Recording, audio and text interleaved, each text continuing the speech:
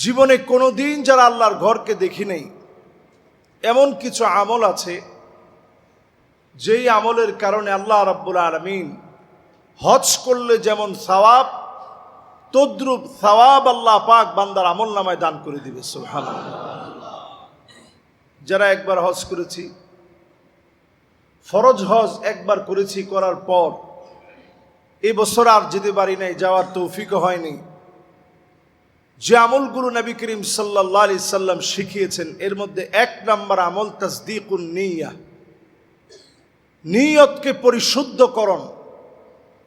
যারা আমরা এখানে বসা আছি, মন থেকে যদি আপনি চিন্তা করেন, আল্লাহ আমি যদি হজ করতে পারতাম, আপনি যদি তৌফিক দিতেন, আল্লাহ আমি হজ করতাম, আমার হজ করতে মনে চায়, এই নিয়ত যদি আপনার ভিতরে থাকে, আল্লাহ রাব্বুল আলামিন হজ করলে যেমন সওয়াব হবে, সম পরিমাণ সওয়াব বান্দার আমল নামে আল্লাহ দিয়ে দিবে। সুবহানাল্লাহ।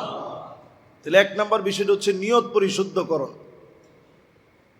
নিয়ত যদি বিশুদ্ধ হয়, ইসলামের অত্যন্ত গুরুত্বপূর্ণ বিষয় হচ্ছে নিয়ত ঠিক করা। আমরা প্রত্যেকে একটা হাদিস আমাদের সবার মুখস্থ, ইন্নামাল আমালু, মাশাআল্লাহ সবাই বলেন তো ইন্নামাল আমালু। দেখেন কার এই হাদিসটা মুখস্থ নাই, সবার মুখস্থ। এই হাদিসটা সহিহ বুখারীতে বারবার আসছে, সহিহ মুসলিমে তাকরার সহ বারবার আসছে। এই হাদিসটার দাম এত বেশি কেন? নিয়ত যার পরিশুদ্ধ হয়ে যাবে, আপনি নিয়ত করলেন যে আল্লাহ আমাকে আপনি শহীদি মওত দিন।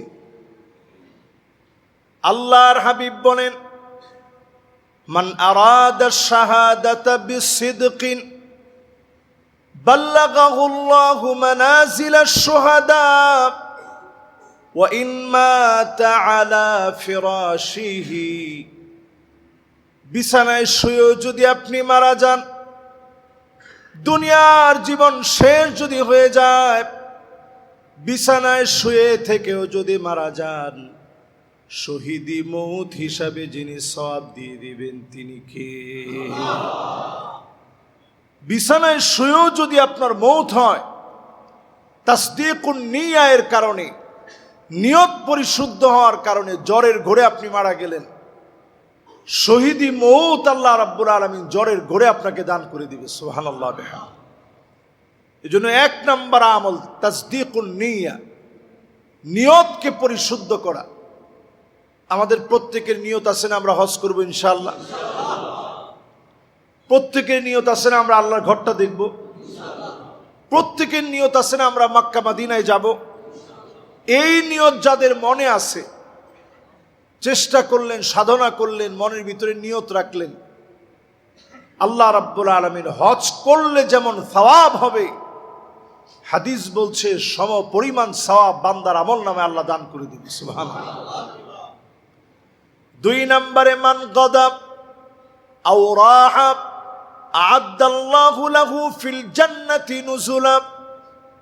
5 ওয়াক্ত নামাজের জন্য যখন আপনি বের হবেন, হজ করলে যেমন সওয়াব হবে, সম পরিমাণ সওয়াব বান্দার আমল নামায় মালিক দিয়ে দিবে। 5 ওয়াক্ত নামাজে যারা আসেন, প্রতিনিয়ত যারা মসজিদের দিকে ছুটে আসেন, দৌড়ায় দৌড়ায় যারা মসজিদের দিকে চলে আসেন, সম পরিমাণ হজের সওয়াব যিনি দান করে দিবেন তিনি কে? 5 ওয়াক্ত নামাজ প্রতিনিয়ত প্রতিদিন আপনি পড়তেছেন, কি জিলকাদ মাসে আর জিলহজ মাসে, মুহররম মাসে আর সফর মাসে 5 ওয়াক্ত নামাজ যদি আপনি আল্লাহর জন্য খালিসান লিওয়াজহিল্লাহ দৌড়ায় দৌড়ায় যদি আপনি নামাজের দিকে আসেন, সম পরিমাণ সওয়াব বান্দার আমল নামায় মালিক দিয়ে দিবে। সুবহানাল্লাহ। 3 নাম্বার আমল, হজের এই মৌসুমে মসজিদে আপনি আসবেন, আসবেন এই নিয়তে যে মানুষকে কিছু শিখাবো অথবা দ্বীনের কোনো বিষয় শিখব। এই নিয়ত নিয়ে যদি আপনি আসেন, আজরুহু কা আজরিল হজ, হজ করলে যেমন সওয়াব হবে, সম পরিমাণ সওয়াব বান্দার আমল নামে আল্লাহ দিয়ে দিবে। সুবহানাল্লাহ। আমাদের এই মসজিদে আমি আলহামদুলিল্লাহ যতটুকুন আসার সুযোগ হয়, এখানে তালিম হয়, তালিমের মধ্যে আপনি বসলেন, জিকির হয়, জিকিরের মধ্যে আপনি বসলেন। আমাদের সম্মানিত ইমাম সাহেব সলাতুল মাগরিবের পূর্বে দু একটা মাসআলা বলেন, এই মাসআলাগুলো শেখার জন্য আপনি একটু আসলেন, কান পেতে আপনি শুনলেন, মাসআলাটা কি বলছে এটা অন্তত আপনি শেখার চেষ্টা করলেন। সওয়াব কেমন? হজ করলে যেমন সওয়াব, সম পরিমাণ সওয়াব আপনার আমল নামে আল্লাহ দিয়ে দিবে। সুবহানাল্লাহ।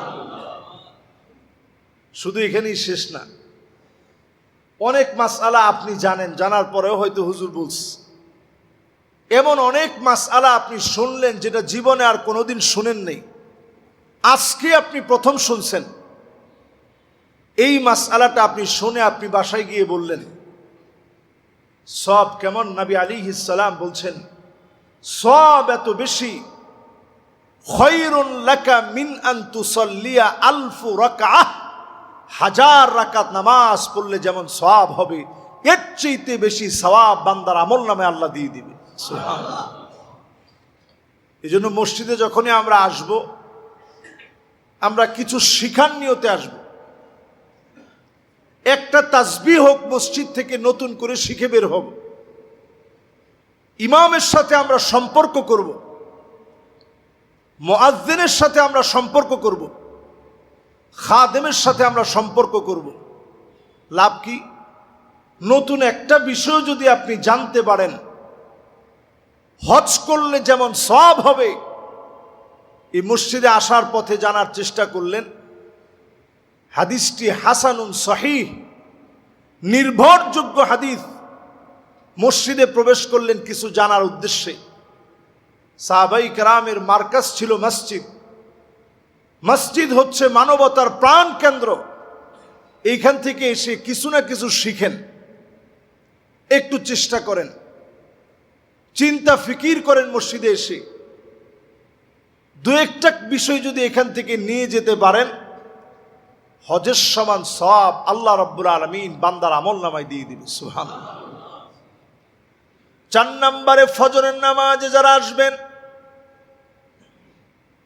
সূর্য ওঠা পর্যন্ত অপেক্ষা করলেন, যায় নামাজে বসে বসে জিকির আজকার করলেন।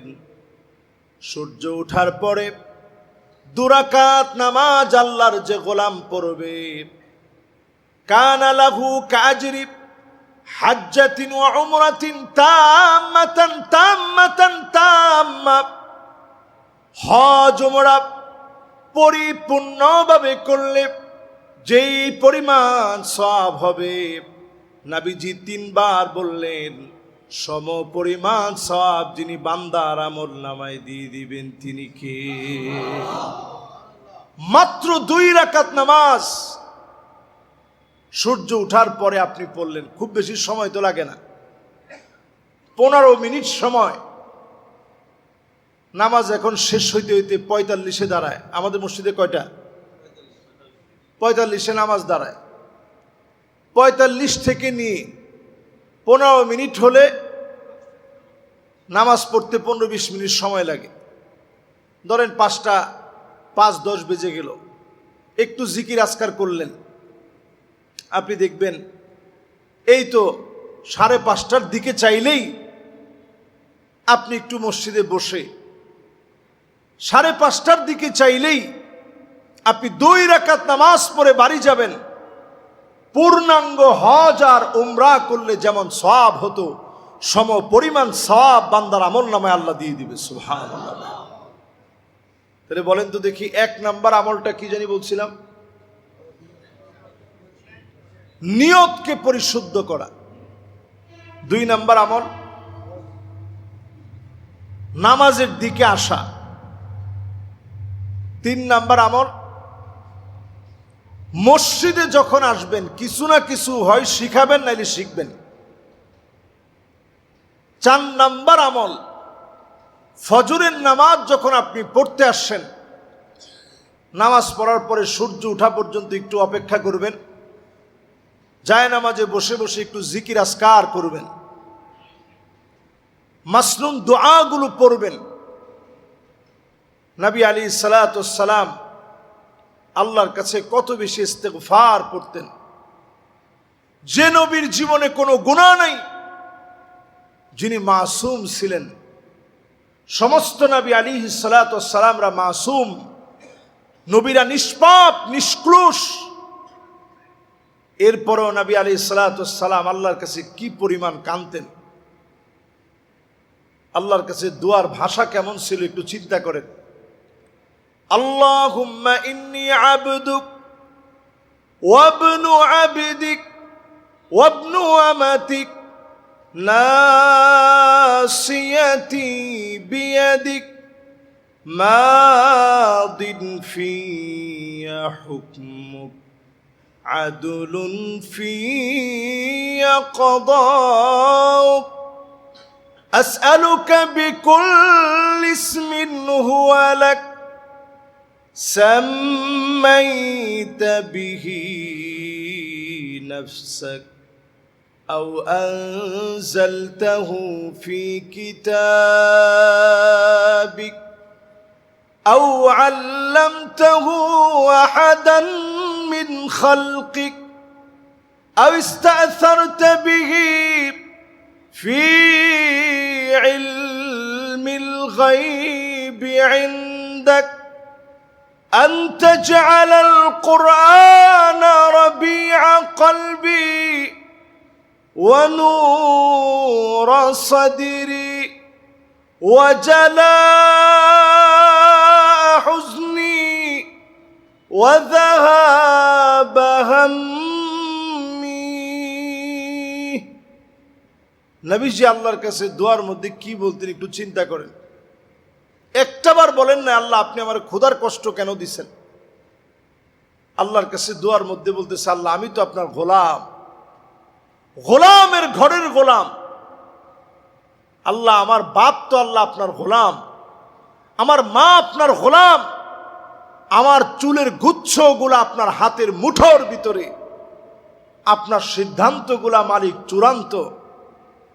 আমার ব্যাপারে যে ফায়সালা আপনি করে রাখছেন ফায়সালা চূড়ান্ত হবে, আদালতপূর্ণ হবে। আল্লাহ আপনার যত নাম আছে নামগুলো ধরে ধরে আল্লাহ আপনাকে ডাকতেছে। যত নাম আপনি কিতাবের ভিতরে দিয়েছেন সেই নামগুলো ধরে ধরে আল্লাহ আপনাকে ডাকতেছে। যত নাম আপনার কাছে আপনি গোপন রেখেছেন নামগুলো ধরে ধরে আল্লাহ আপনাকে ডাকতেছি। যত নাম আপনি আপনার কোনো গোলামকে শিখিয়েছেন নামগুলো ধরে ধরে আল্লাহ আপনাকে ডাকতেছি। আল্লাহ আপনার কাছে আমি চাই আন তাজআলাল কুরআনা রাবিআ কলবি, আল্লাহ কোরআনকে আপনি আমার হৃদয়ের বসন্ত বানায় দেন। আল্লাহু আকবার।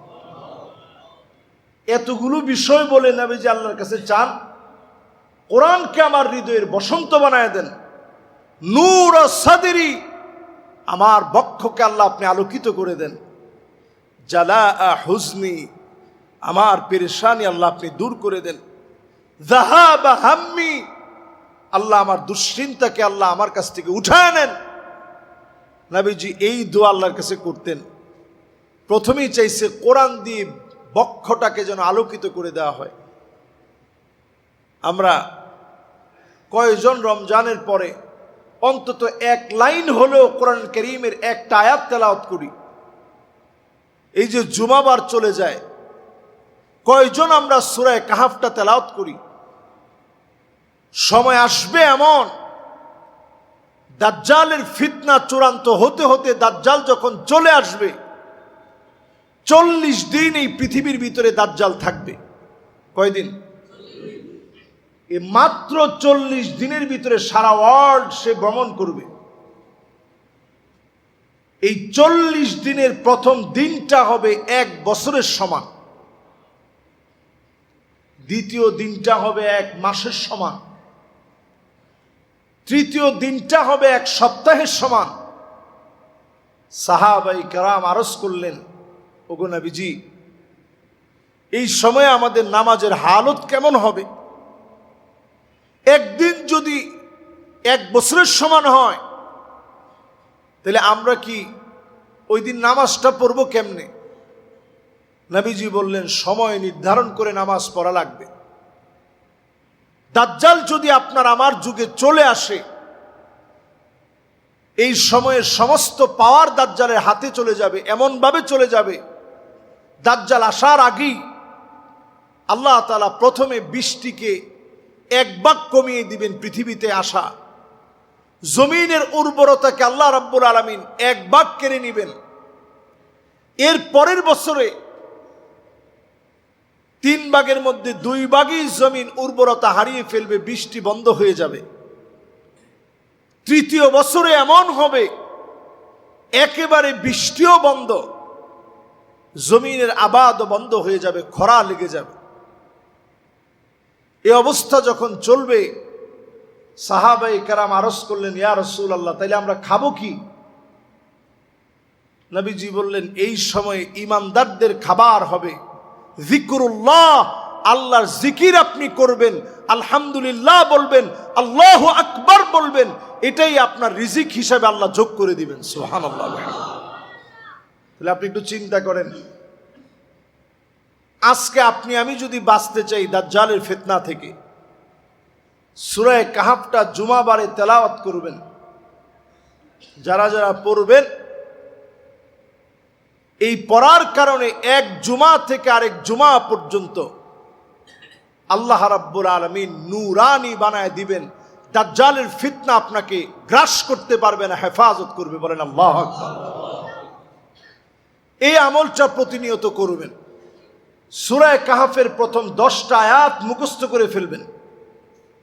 হুজুর 10টা আয়াত কি মুখস্থ হবে? এই একটু প্রতিদিন পড়তে থাকবেন, দেখবেন 1 মাস পরে দেখেন প্রত্যেক দিন, অথবা মোবাইলের ডিভাইস দিয়ে আপনার শুনে শুনে সাথে সাথে একটু বলার চেষ্টা করেন, দেখবেন আস্তে আস্তে মুখস্থ হয়ে যাবে। এই 10টা আয়াত যারা পড়বে, আল্লাহ রাব্বুল আলামিন ওই গোলামের জন্য দাজ্জালের ফিতনাকে আল্লাহ উঠায় নিবে। বলেন আল্লাহু আকবার। এগুলো আমাদের জন্য হাতিয়ার। বলছিলাম, এই মোবারক জিলকাদ মাসে যে আমলগুলোর মধ্য দিয়ে হজের সওয়াব পাওয়া যায়, যারা আমরা হাজ্জে যেতে পারি নাই, বাইতুল্লাহ যাওয়ার সুযোগ হয় নাই, আল্লাহ আমাদের সেই তৌফিক দেয় নাই, আমি যে এই অবস্থায় বাংলাদেশে বসে নবীজির শিখানো আমলগুলো যদি আমি করি, সে আমলের কারণে আল্লাহ তাআলা হজ্জের সওয়াব দিবেন। এর মধ্যে 5ম নাম্বার আমল এটি, রমজান মাসে যারা উমরা করবে, আল্লাহ রাব্বুল আলামিন হজের সম পরিমাণ সওয়াব বান্দাকে দান করে দিবে। সুবহানাল্লাহ। এবার হজের সওয়াবটা কি, এটা বোঝার চেষ্টা করেন। হজ করলে সওয়াবটা কি? হজ করলে সওয়াব হচ্ছে রাজাআ কায়াউমিন ওয়ালাদাতহু উম্মুহু। একটা লোক যদি নিরেট মন থেকে হজ করে ফিরে আসে, ছোট্ট একটা শিশু বাচ্চার যেমন কোনো গুনাহ থাকে না, আল্লাহর ওই গোলামকে শিশু বাচ্চার মতো করে আল্লাহ ফিরে আন। শিশু বাচ্চার জীবনে, সদ্যপ্রসূত নবজাতক শিশু বাচ্চার যেমন কোনো গুনাহ থাকে না, হজ করার দ্বারা যিনি বান্দার গুনাহগুলা মাফ করে দেন তিনি কে? এই যে 5টা বিষয় বললাম, এবার 5টা বিষয় আপনি একটু মিলায় দেখেন, রেজাল্ট হবে আল্লাহু আতিয়াব ওয়া আকসার। আল্লাহ এর চাইতে বড়, এর চাইতে মহান, ছোট ছোট আমলের বিনিময়ে যিনি বান্দাকে মাফ করে দিতে চান তিনি কে? আমরা কোনো আমলের বড়াই দিয়ে আল্লাহর সামনে থেকে পার পেতে পারবো না। যে আমি খতিব ছিলাম, আল্লাহ আমার আমলের কারণে আপনি আমারে মাফ করে দেন, এইরকম কোন সুযোগ আল্লাহর কাঠগড়ায় থাকবে না। আল্লাহর কাঠগড়ায় সবাই অসহায় হয়ে দাঁড়াবে। পুল সিরাতটা পার হতে গিয়ে কত মানুষের হাত কেটে পড়ে যাবে, পা কেটে পড়ে যাবে। দুর্বিষহ পরিস্থিতির ভিতরে 3 ভাবে পুল সিরাতটা মানুষ পার হবে। সিনফান মুসাতান, পায়ে হেঁটে হেঁটে পুলসিরাতটা পার হবে। কত লোকের হাত কেটে পড়ে যাবে, পা কেটে পড়ে যাবে, খণ্ড বিখণ্ড হয়ে যাবে। নিচে থাকবে জাহান্নাম, দাউ দাউ করে জ্বলন্ত জাহান্নামের আগুনে জ্বলবে। সিনফান রুকবানান, আল্লাহর কিছু গোলামকে সেদিন জান্নাতি আরোহণে মালিক চড়ায় দিবেন। আল্লাহর গোলামটা জান্নাতি আরোহণের ভিতরে চড়বে, চোখের পলকে পার হয়ে যাবে। এমন নূর তার শরীর থেকে বের হবে। নিচ থেকে জাহান্নাম একটা ডাক দিয়ে বলবে, জুজিয়া মুমিন ইন্না নূরাকা ইউতফিউ লাহাবি। ও মুমিন, তুমি দ্রুত চলে যাও, তোমার নূর জাহান্নামের কারণে জাহান্নামের আগুন নিভে যাবে। দাও দাও করা জ্বলা, দিনের পর দিন জ্বলতে থাকা জাহান্নাম, হাজার হাজার বছর ধরে, লাখ লাখ বছর ধরে জ্বলন্ত জাহান্নাম, আগুনগুলো যখন নিভে যেতে থাকবে, জাহান্নাম ডাক দিয়ে বলবে, তাড়াতাড়ি চলে যাও, তোমার কারণে জাহান্নামের আগুন নিভে যাচ্ছে। যেই সমস্ত গোলামেরা দুনিয়ার জীবনে অজুর পানি দিয়ে চেহারাকে আলোকিত বানিয়েছে, হতে পারে পুলসিরাতে যিনি আলোকিত বানায় দিবেন তিনি কে? 3 নম্বরে, কিছু মানুষের চেহারা নিচের দিকে দিয়ে দিবে, পাগুলো উপরের দিকে দিয়ে দিবে, কেটে খণ্ড বিখণ্ড হয়ে জাহান্নামের দিকে পড়বে। আল্লাহ নবী পুলসিরাতের কিনারায় দাঁড়ায় দাঁড়ায় কানবে আর ডেকে ডেকে বলবে, ইয়া রব্বি সাল্লিম, ইয়া রব্বি সাল্লিম। ও মালিক, আমার উম্মতদেরকে একটু দয়া করেন, উম্মতদেরকে একটু মায়া করেন। উম্মতের কান্ডারি নবী, রাহমাতুল লিল আলামিন নবী, আল্লাহর কাছে যখন দোয়া করবে, উম্মতদেরকে যিনি মাফ করবেন তিনি কে? সম্মানিত হাজিরিন, তার মানে বোঝা যায় ইসলামের সকল বিষয়গুলো আল্লাহ তাআলা দিয়েছে। আপনাকে আল্লাহ ক্ষমা করতে চান, যে হজে গেছেন সে ক্ষমা পাবে, যে যেতে পারেন নাই তার জন্য আল্লাহ ক্ষমার দরজা রেখেছেন। আপনি আজকে আল্লাহর কাছে আসেন, আজই আপনি আল্লাহর কাছে মাপ চাইলে মাপ পাবেন, এটা মনে করে আপনি আল্লাহর কাছে আসেন। রাত্রে আসেন, দিনে আসেন, যখন আসবেন, এই মুহূর্তে যদি আপনি সিদ্ধান্ত নেন, আল্লাহ আমি আপনার কাছে মাপ চাই, আল্লাহ আপনি আমারে মাফ করে দেন, এই মুহূর্তে যদি আপনি সিদ্ধান্ত নেন, আল্লাহ আমি গুনাহ ছেড়ে দিলাম, আজকে থেকে নামাজি হলাম, আজকে আল্লাহ আপনারে মাফ করবে। শুধু মাফ করবে না, হতে পারে বিগত দিনের সব যিনি মাফ করে দিবেন তিনি কি? এই জন্য একটা বিষয় খুব খেয়াল রাখা, বান্দার হক যেন কোনোভাবে নষ্ট না হয়। আমার অপর মুসলিম কোনো ভাইয়ের কোনো হক যেন আমরা নষ্ট না করি। দিন দিন আমরা অমানুষ হয়ে যাচ্ছি প্রযুক্তির এই যুগে। গতকালকে সোশ্যাল মিডিয়াতে একটা বিষয় আমরা সবাই দেখেছি, বাপ মা এবং চাচি মিলে 15 বছরের একটা মেয়ে সামান্য জমি জমা দখল করার নিমিত্তে আরেকজনকে কেমনে দোষী বানানো যায়, এই জন্য নিজের মেয়েরে মেরে তারপরে এলাকাবাসীর নামে মামলা দিয়েছে। রাত্রে মেয়েটারে ঘুমের থেকে উঠায় নিয়ে যেই জমি নিয়ে বিরোধ, ওই জমিতে নিয়ে সন্তানকে হত্যা করেছে। কিয়ামতের আগে আর কি দেখা বাকি আছে? এই দৃশ্যগুলো দেখলে আমার কাছে মনে হয় আর তো কোনো বাকি নেই। সন্তানের হাতে মা বাপ শহীদ হয়ে যাচ্ছে। যেই মা বাপ নিজে না খেয়ে সন্তানের খাওয়ায়, যেই মা বাপ নিজের শখ আহ্লাদ বাদ দিয়ে সন্তানের শখ আহ্লাদ পূরণ করার চেষ্টা করে,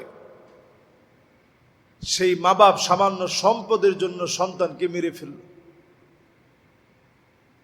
এই যদি হয় অবস্থা, আল্লাহর আদালতে এই সমাজ পরিবর্তনের জন্য যদি আমরা চিন্তা না করি, কেমন করে জবাব দিব বলেন? ভয়াবহ এই সময়ের ভিতরে নিজেরই যদি আপনি আল্লাহর গোলাম মনে করেন, দূরে থাকার কোনো সময় আর এখন নাই। সারা দুনিয়ার ভিতরে যে বৈপ্লবিক পরিবর্তন সাধিত হচ্ছে, সামনের সময়টা মুসলমানদের সময়, এটা আপনি নিশ্চিত থাকেন। আগামীর দিন, আগামীর সময় মুসলমানদের সময়, মুসলমানদের এই দুর্দিন থাকবে না। অবশ্যই যিনি মুসলমানদেরকে বিজয়ী করবেন তিনি কে? এই জন্য চারিত্রিক পরিবর্তনের দরকার, নামাজি হওয়া দরকার। নবী আলাইহিস সালাতু ওয়াস সালাম বলছেন, হাত্তা তুত্তাখাদাল মাসাজিদু তুরুকা, কিয়ামতের আগে মসজিদ অনেক হবে,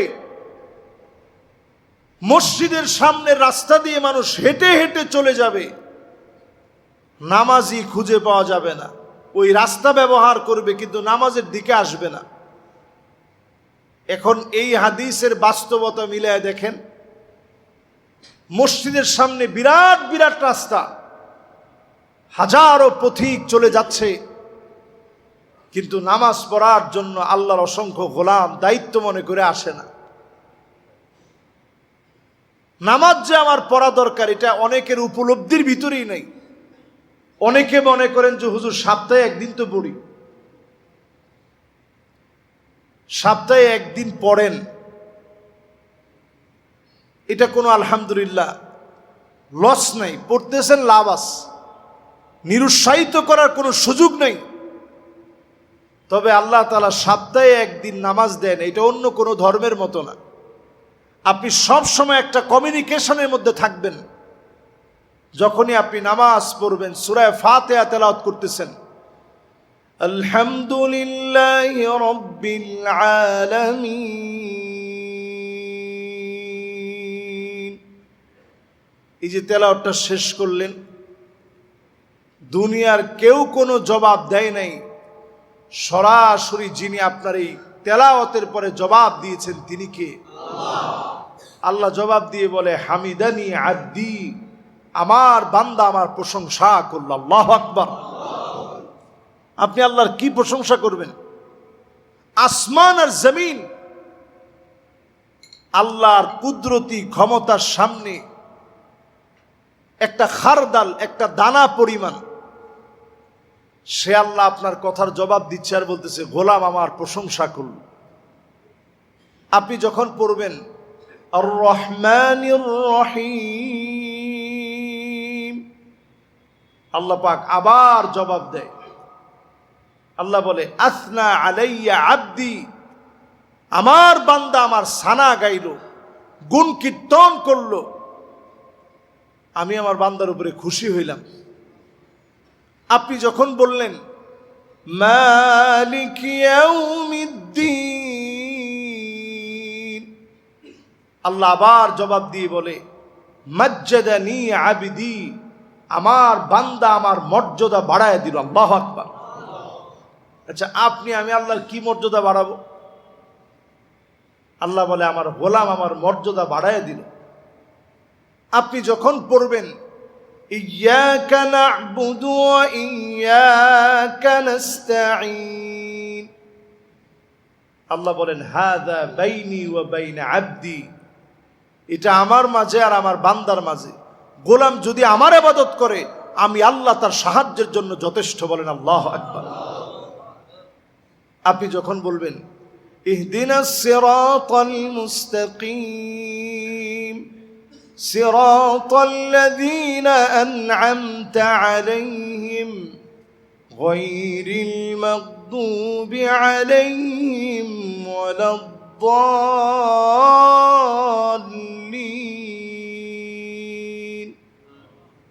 এতটুকুন যখন আপনি বললেন, আল্লাহ আরেকটা জবাব দিয়ে বলে, হাদা বাইনি ওয়া বাইনা আবদি ওয়া লিআবদি মা সাআল। এটা আমার আর আমার গোলামের মাঝে, আমার গোলাম যা চাবে আমি আল্লাহ তা তাকে দান করে দেব। সুবহানাল্লাহ। এই জন্য আমরা নামাজের দিকে আসি। হজ্জের এই মৌসুমে নামাজকে সঙ্গী বানায় নি। 5 ওয়াক্তেতে আসবেন, হজের সওয়াব হবে। মসজিদে ঢুকবেন, শিখার নিয়ত করবেন, হজের সওয়াব হবে।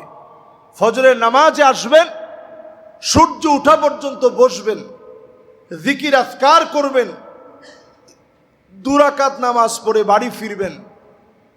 হজ এবং উমরার সম পরিমাণ সওয়াব বান্দার আমল নামে আল্লাহ দিয়ে দিবেন। নিয়তকে পরিশুদ্ধ করবেন, হজের সমান সওয়াব হবে। শুধু তাই নয়, আপনি আমি যাদের তৌফিকে কুলায় একবার ফরজ হজ করছি, রমজান মাসে পারতপক্ষে যদি তৌফিক হয় উমরা করতে যাবেন। প্রচুর পরিমাণ আল্লাহর গোলাম রমজান মাসে যায়, যাওয়ার চেষ্টা করবেন। আল্লাহ তাআলা আমাদেরকে তৌফিক দান করুক, পড়েন আমিন। একটি বিষয় আপনাদের সবার আগ্রহ, আসলে আমাদের মসজিদের যে জায়গা, আপনারা গত সপ্তাহে মসজিদের ডাকে সাড়া দিয়ে মানববন্ধন করেছিলেন। আলহামদুলিল্লাহ, আমি অত্যন্ত কৃতজ্ঞ যে আপনারা সেখানে সময় দিয়েছেন। তপ্ত রোদের ভিতরে দাঁড়িয়ে ক্ষুধা পেটে আপনারা মানববন্ধনে দাঁড়িয়েছেন, মসজিদের সহযোগী হয়েছেন। মসজিদের জন্য আপনারা কষ্টকে উপেক্ষা করে সেখানে দাঁড়িয়ে দাঁড়িয়ে আপনারা কথাগুলো শুনেছেন, দাবি আদায়ের লক্ষ্যে সেখানে দাঁড়িয়ে থেকে যা যা করা প্রয়োজন আপনারা করছেন। আমরা রাজুকের সম্মানিত চেয়ারম্যান রিয়াজুল ইসলাম রিজু সাহেবের কথা মতো সোমবারে ওনার অফিসে দেখা করতে যাই। আমাদের মসজিদের 7 সদস্যের টিম, যারা দায়িত্বশীল আছেন, সবাই মিলে আমরা সেখানে গিয়ে ওনার সঙ্গে কথা বলি সরাসরি। উনি সেইখানে পরিষ্কার ভাষায় বলেন যে মোট এখানে জমি ছিল, যেই জমি নিয়ে আমাদের বিতর্ক, 130% জমির ভিতরে 90% জমি রাজুক এটাকে অ্যাকোয়ার করে নিয়েছে। বাকি 40% জমি তিনি আমাদেরকে বুঝিয়ে দিতে বলেছিলেন। সোমবারে আমরা সেখানে যাওয়ার পর মঙ্গলবারে তিনি লোক পাঠালেন। কথা ছিল তিনি লোক পাঠাবেন 8:30টার দিকে। তারা এখান থেকে মাপজোক শেষ করে এরপরে অফিসে যাবেন। হঠাৎ করে ফোন দেওয়া হয় যে 8:30টায় আসতে পারবে না, ওনারা 2:30টার দিকে আসবে। সেই 2:30টার দিকে না এসে ওনারা আসেন 4টার দিকে। এখন আপনারাই বলেন, এই বিশাল জায়গা মাপার জন্য একটা সময় নিয়ে তো আসতে হবে। আমরা আমাদের মসজিদের পক্ষ থেকে 2 জন সার্বিয়ারকে রেখেছিলাম। ওনারা ঠিকই 2:30টার সময় চলে আসছেন, কিন্তু রাজুক আসেনি।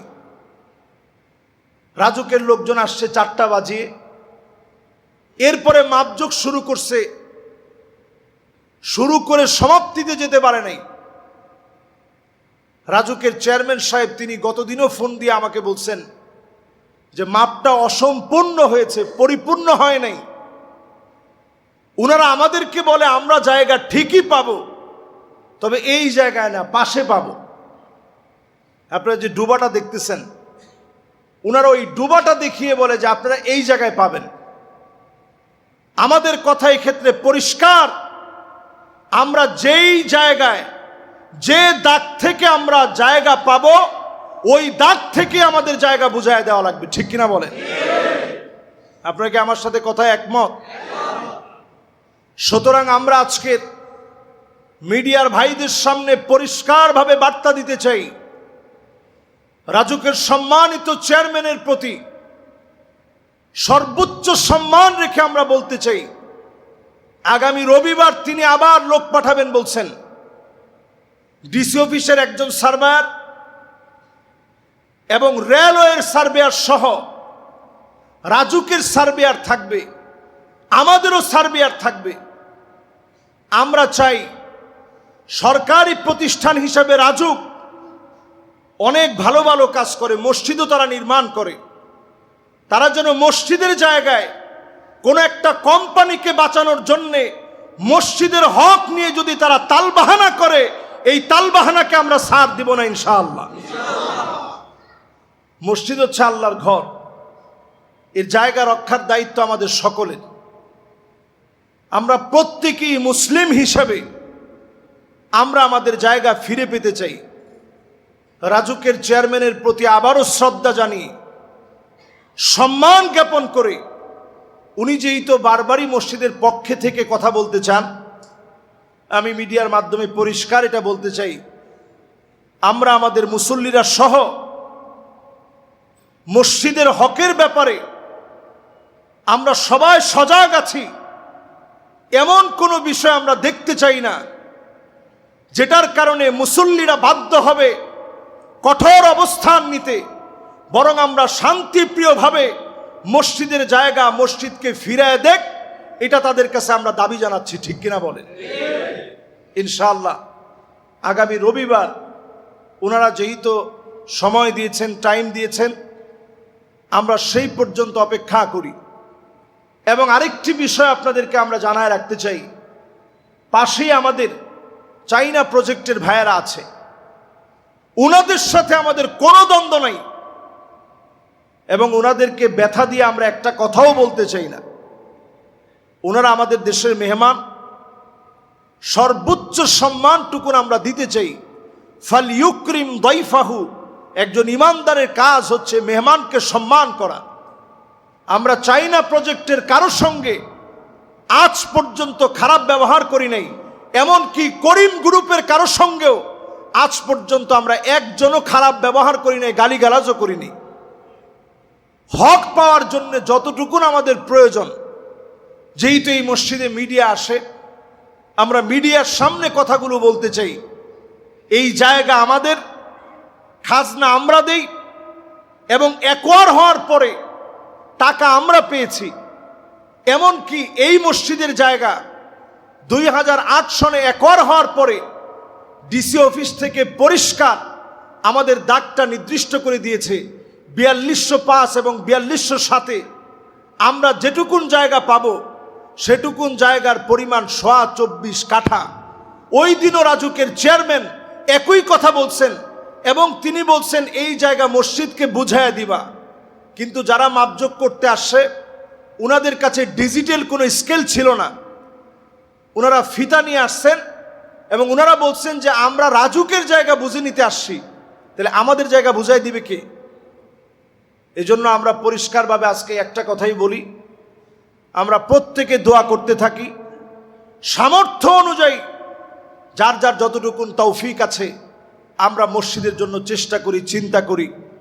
যতটুকুন যার সুযোগ আছে এই বিষয়টা প্রচার করে ছড়িয়ে দেই, যাতে করে সর্বোচ্চ মহল পর্যন্ত এই বিষয়টা যেন ছড়িয়ে যায়, মসজিদ যেন তার অধিকার থেকে বঞ্চিত না হয়। আল্লাহ তাআলা যেন আমাদেরকে মসজিদের পক্ষ হয়ে হকের পক্ষে কাজ করার তৌফিক দান করেন, পড়েন আমিন।